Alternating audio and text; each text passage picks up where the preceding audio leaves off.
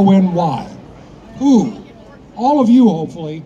But in Washington, there's 7.3 million people. There's 5.3 million adults, 21 plus. There's 1.9 juveniles that, for the most part, cannot partake legally in cannabis. And I'm sure at least the 18 to 20-year-olds within that group resent being called juveniles. There are about 300,000 of those. Now, there's about 1.3 million folks using the recreational stores in the market today.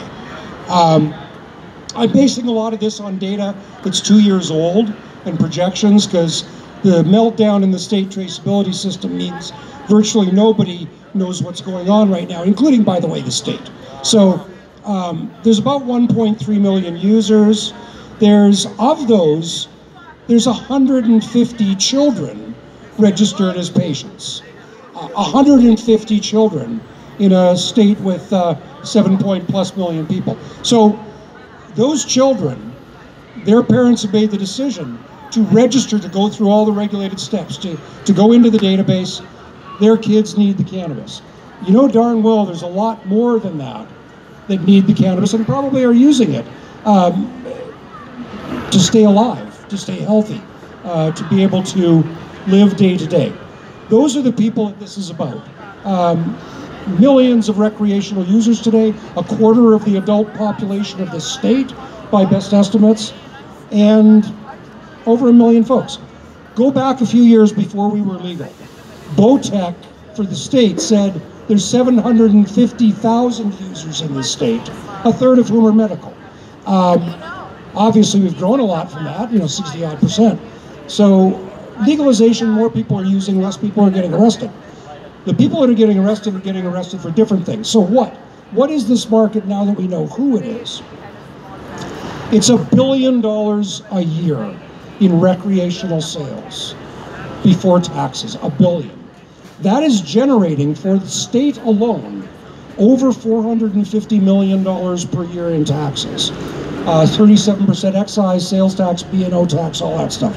So this little market here is generating a little shy of 0.5% of the state budget that just got put in. So we're little, but we're getting bigger, and 500 million is not chump change. So this marketplace is beginning to drive some things, to fund some things.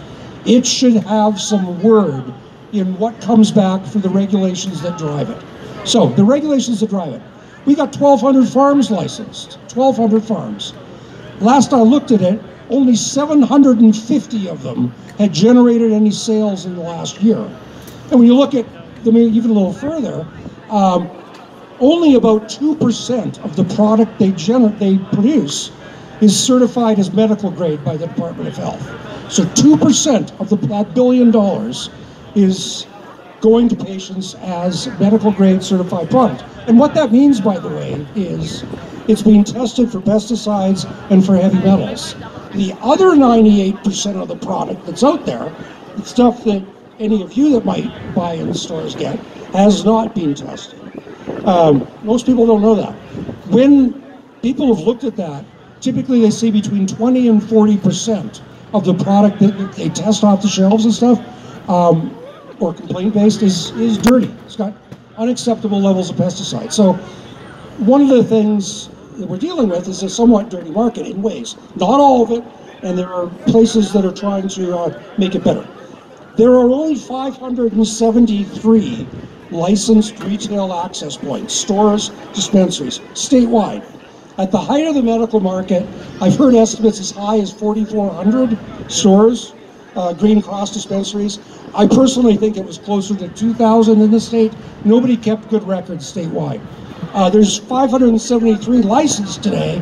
In the last 12 months, only 434 have generated any sales.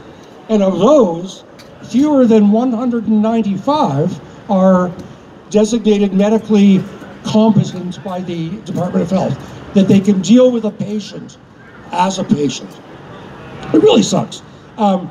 Now, so we got 1.3 million consumers, where there's a production capacity of 1,200 farms. I've done some work on that, and you've heard Oregon is producing 5 times per year what they can consume. We're somewhere between 2 and 5 times in Washington. My best guess is 3 times. So we are producing more cannabis than is being consumed out of the retail channel. I assume the rest of it is just moldering on the shelf somewhere. Not generating revenue for anyone, not being diverted anywhere. Remember, less than 2% of the recorded sales go to medical grade.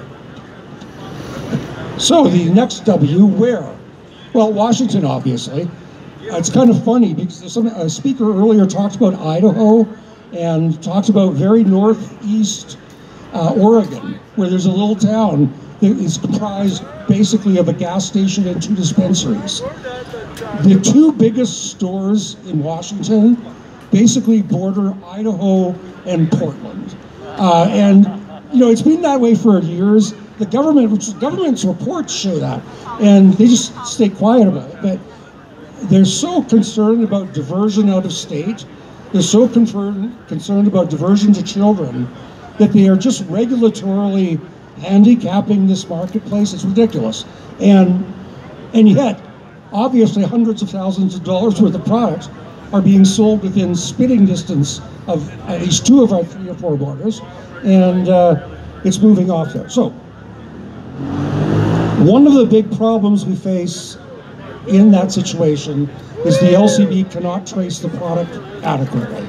That's bad for the feds and that, but it's even worse if the product is unsafe and they have to do something like a product recall. So when is this stuff going to be addressed? I don't know. The LCB seems to be turning around. We heard about Cannabis 2.0 earlier today. They're trying to make a difference, a positive difference, but they need the input of the people that know how it's not working for them today. So I encourage everyone to write your legislators, talk to the folks that organize things, talk to the organizations that go to Olympia.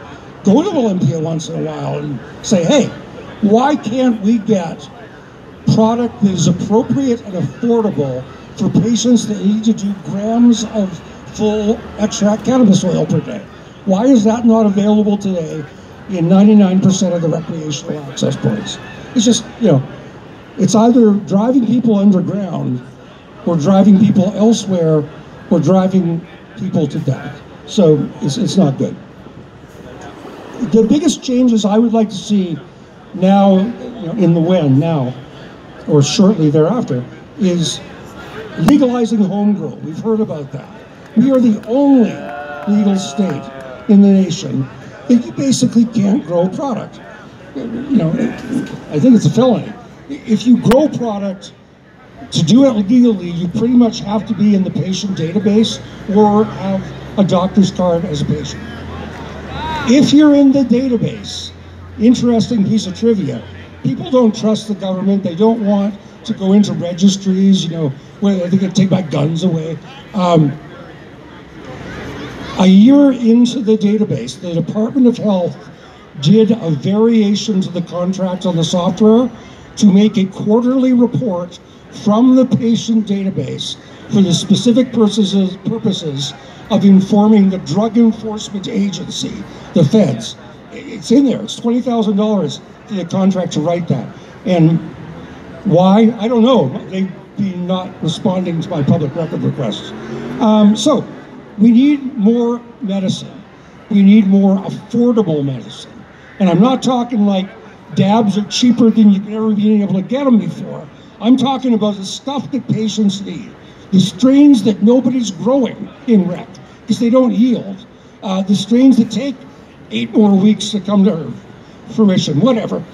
We need more medicine. We need more affordable medicine. We need more safe product, for Christ's sake. Every time we test a product, 1 in 3 times it's dirty. When the state tests the product based on complaints, it's dirty 4/10 of the time, 39.8% of the time. They, in the first 2 years of their testing with the Agriculture Department, They did 578 tests. They had over 220 failures. You want to know how many product recalls the LCB did in that time? 0. They haven't done a product recall in the 5 years of this market. There were, for full disclosure, 5 product recalls during that 2-year period. They were all instituted by the farmers. Oops, we don't want to hurt people, they pulled their product back.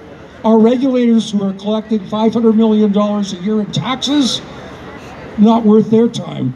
They got to make sure that candies are not attractive to kids. That's the priorities. So, why? Why is it like this? Fuck if I know.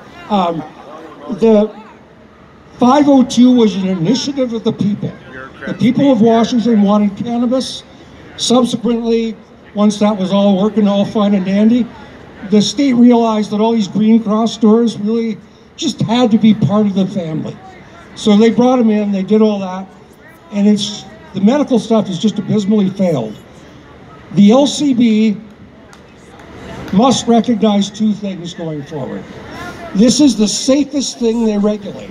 Safer than alcohol, safer than nicotine. Secondly, it is medicinal. They don't get that. The Department of Health needs to recognize it is medicinal. They don't get it. Some of the people do. The organization, the stuff they've done, ask me afterwards. The Department of Revenue, they're doing okay. They collect taxes and man, they're just making out like bandits. The Department of Agriculture needs to put their foot down and say, when you grow cannabis commercially in Washington, that is an agricultural endeavor. Today it's not. They get none of the advantages of farmers, and local jurisdictions piss all over them because your flowers smell. Now, pig farm, okay. Cannabis, 7,000 feet away from the nearest neighbor. Department of Ecology, bless their souls. They haven't done much in this, but they're going to take over the certification of the labs from the LCB, and that will be a big improvement when it happens, because right now, it's the Wild West. And when you buy product off the shelves and pay 45% taxes for it, you have reason to think that it might be safe. The data do not support that faith on your part, and I think you should all agitate. If you're bringing in all this money to the state, they should put some of it back into making the product you buy safe from their stores. So, to close, this is the Cannabis Freedom March. What do we want out of cannabis? Ultimately, freedom. Freedom to recreate in the safest way available to us in the legal channels today without being treated like quasi-felons. They regulate it harder than they do alcohol or nicotine. And they just brought nicotine up to 21 to buy it, so hey, maybe.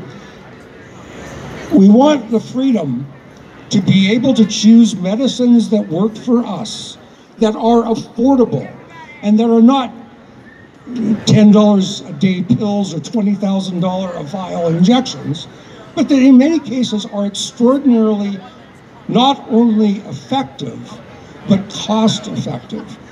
That terrorizes many established industries that just suck off of illness in this country. It terrorizes, I think, or concerns the Department of Health, because they're beholden to those entities. But this is about freedom. I hope we all get more free than we are today. We're certainly better than we were 5 years ago. Freedom to you all. May the 4th be with you all.